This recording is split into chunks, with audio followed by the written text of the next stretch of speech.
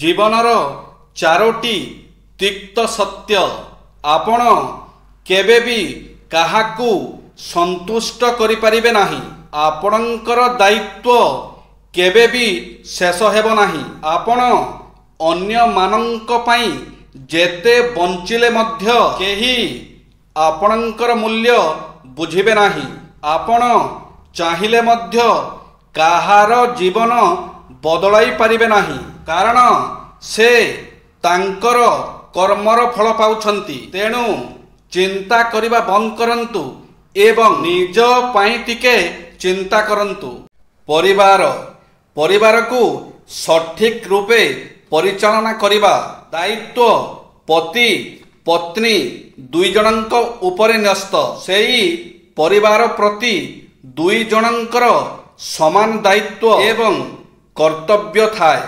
एई दुई जनंकर अधिकार मध्य समान थाए। जदि एई तीनिटी जिनिस मध्यरु कौनसी गोटिए जिनिसर अभाव घटे ताहा हेले सबु किछि गंडगोल घटी थाए।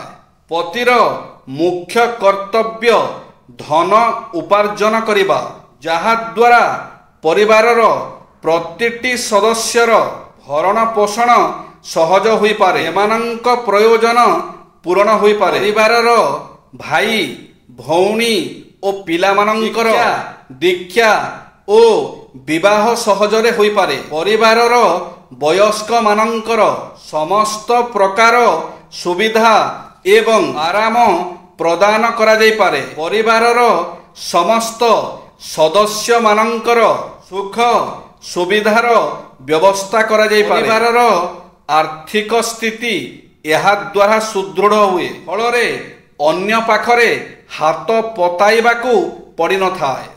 आपण निजकू जेमिति भाबिबे सेमिति हेबो। समग्र पृथ्वी रे सबुठारु आश्चर्यतम चेतन वस्तु जदि किछि थाए एबे ताहा हेउछि मनुष्यर मस्तिष्क। मस्तिष्कर भावना द्वारा अनुप्रेरित होई अपर प्रति आचरण बा व्यवहार प्रदर्शन करिथाए। आमे देखिबाकू पाऊं जे सबु लोक सबु जिनिसकू भल पांती नाही।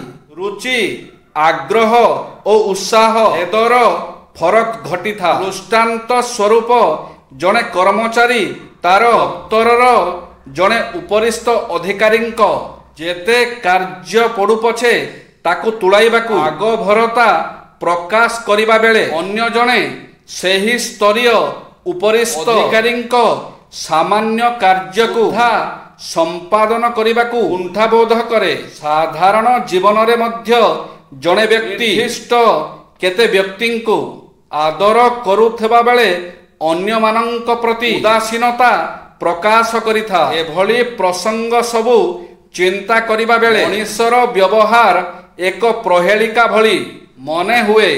खूब पुंखानुपुंख भावे एहाकू अनुध्यान कले हमें जानी परिबा जे एहा हेउछि चिंतनर प्रभाव। चिंतन ही मनुष्यकू एतादृश कार्य आचरण पई अनुप्रेरित करिथाए। जय श्री जगन्नाथ।